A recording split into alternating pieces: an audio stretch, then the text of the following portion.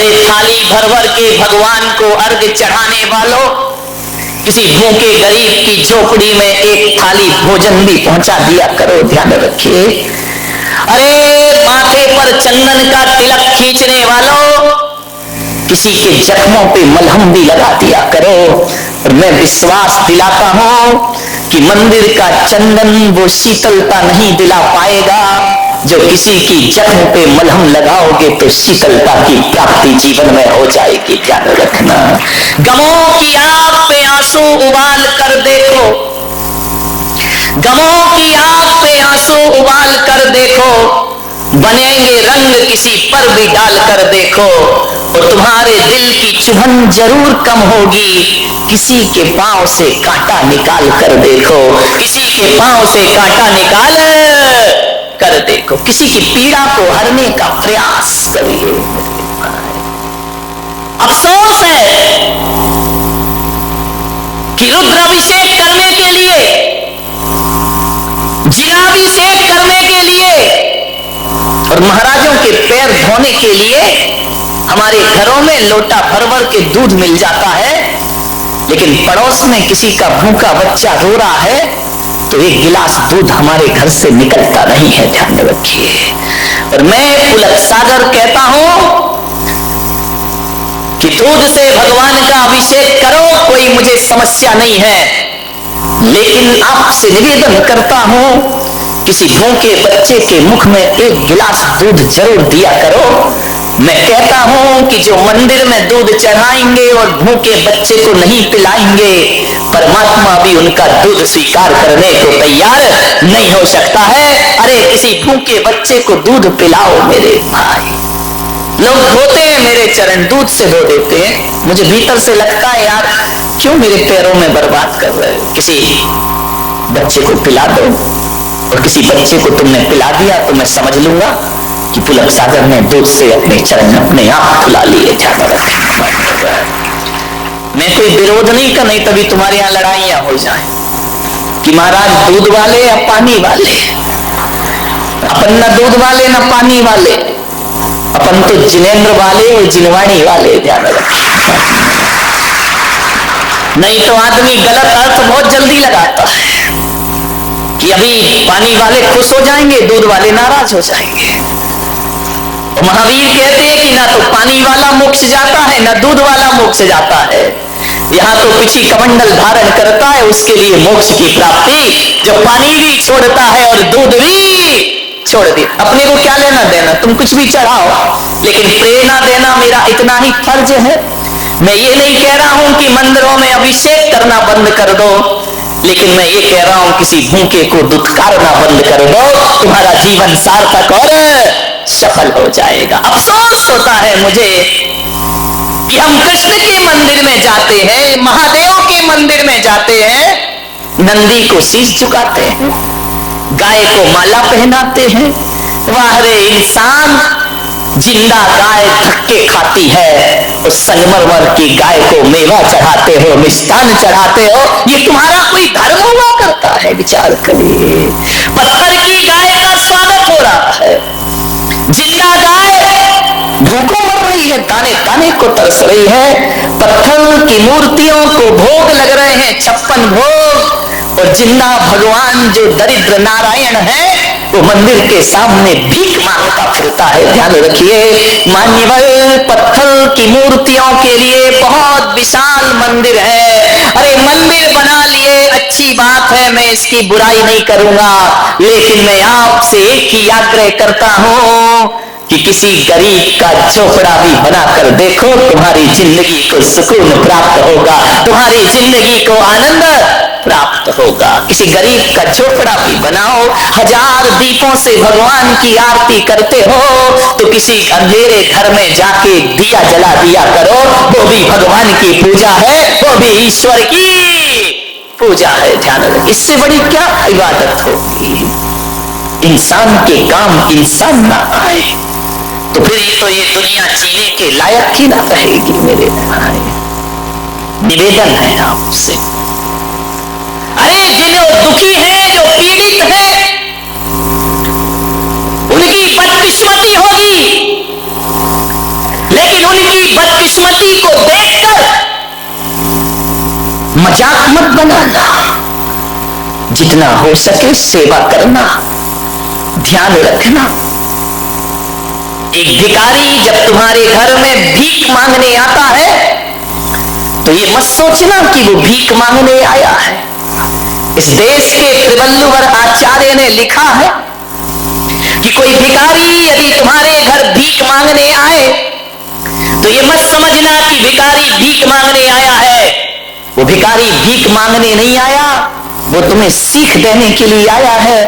और वो भिखारी कह रहा है कि जो भी तेरे हाथ जेब में हो मेरे कटोरे में डाल दे, और यदि है और नहीं डाला तो एक बात याद रखना, कटोरा का हाथ बदलने में ज्यादा देर नहीं लगा करती है। मेरे हाथ का कटोरा तेरे हाथ में, क्योंकि मैंने भी पिछले जन्मों में कुछ नहीं दिया, होने के बाद मैंने कुछ नहीं दिया, तो आज ये कटोरा मेरे हाथ में है। और आज तेरे पास है, नहीं दिया तो मेरे हाथ का कटोरा कब तेरे हाथ में चला जाए कोई भरोसा, जिंदगी का कोई भरोसा नहीं मेरे भाई।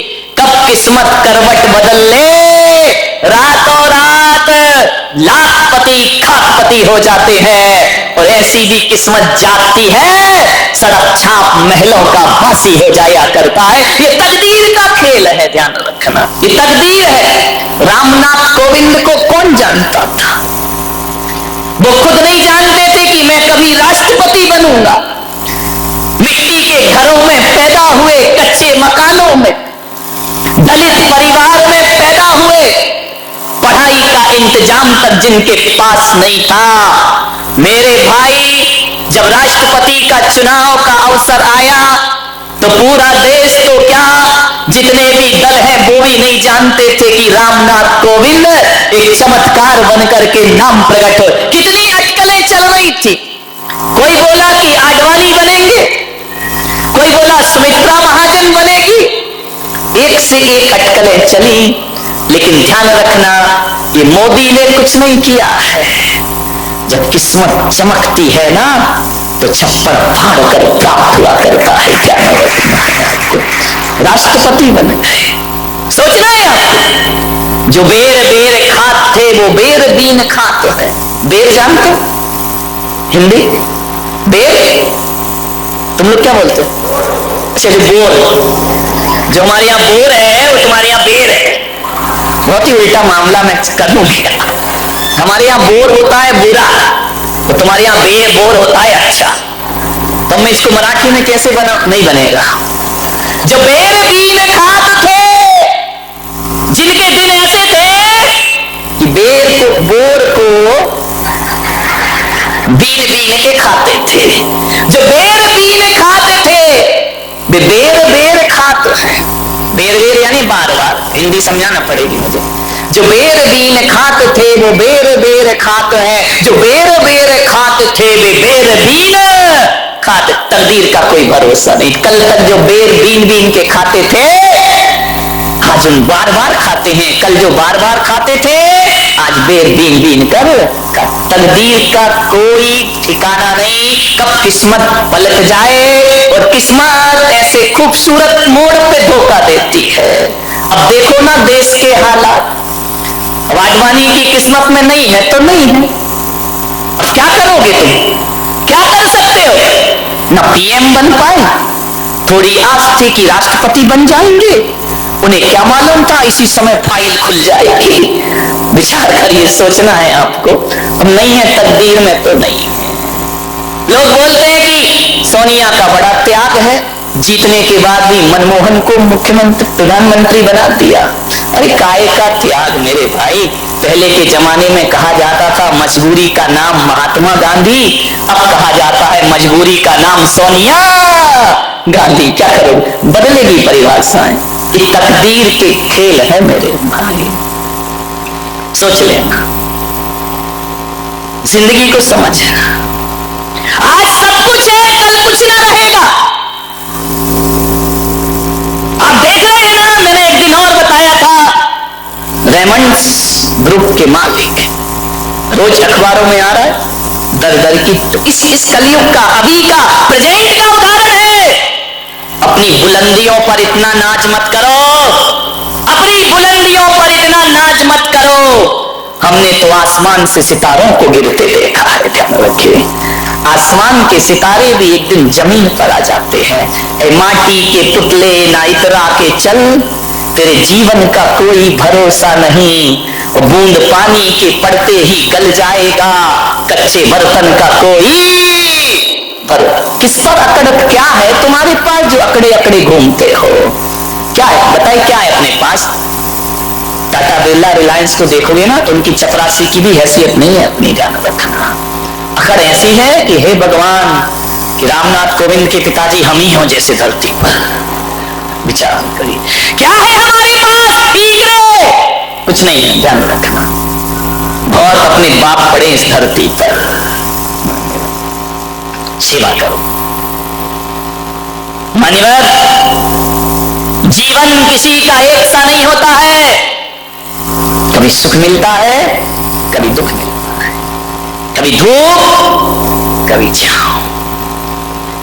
अंगूर की बेल में सभी अंगूर मीठे आए जरूरी तो नहीं है ना मेरे भाई, खट्टे भी आते हैं और मीठे भी आते हैं। गुलाब की हर डाल पर फूल ही फूल हो जरूरी नहीं है, कांटे भी होते हैं और फूल भी हुआ करते हैं। लेकिन कांटों को दुश्मन मत समझो, ये कांटे फूल की सुरक्षा है। दुख को बुरा मत समझो, ये दुख तुम्हारे सुख का स्वाद बढ़ा दिया करते हैं। ध्यान रखिए, आप सोचिए यदि जीवन में सुख ही सुख हो तो जीवन जीने लायक ना बचेगा। थोड़ी सुख भी होना चाहिए, थोड़ा दुख भी होना चाहिए। पिक्चर देखी ना तुमने, कभी खुशी कभी कितनी जल्दी याद आ गया। अभी मैं बोल देता कि किसी तीर्थंकर के नहीं मालूम मारा। विचार कर, जीवन में कभी खुशी मिलेगी, कभी गम मिलेगा। एक साथ जीवन किसी का नहीं होता है, ध्यान रखना।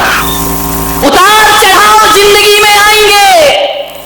एक सा जीवन तो सूरज का नहीं होता। आकाश में सुबह का सूरज कुछ होता है, दोपहर का सूरज कुछ होता है और सांझ का सूरज कुछ और हो जाता। फिर हमारा जीवन एक सा क्यों रहेगा? संसार में आज तक ऐसा कोई प्राणी पैदा नहीं हुआ होगा जिसके जीवन में सुखी सुखों कभी दुख ना आया हो, और ऐसा भी कोई पापी पैदा नहीं हुआ होगा कि जिसके जीवन में दुखी दुखों कभी सुख ना आए हो। ध्यान रखना, महापुरुषों के जीवन में भी दुख आते हैं, उनके जीवन में भी सुख आते हैं। ध्यान रखना। राम कहां पैदा हुए? राजा के घर में। सीता कहां पैदा हुई? राजा जनक के घर में, मिथिला में राजकुमारी बनकर पैदा हुई और वनवासी बनकर जिंदगी गुजारती उसने। मान्यवर, आप सोचिए, महिलाओं से मेरा निवेदन है कि सीता के विवाह के बाद उस बेटी को क्या सुख मिला है?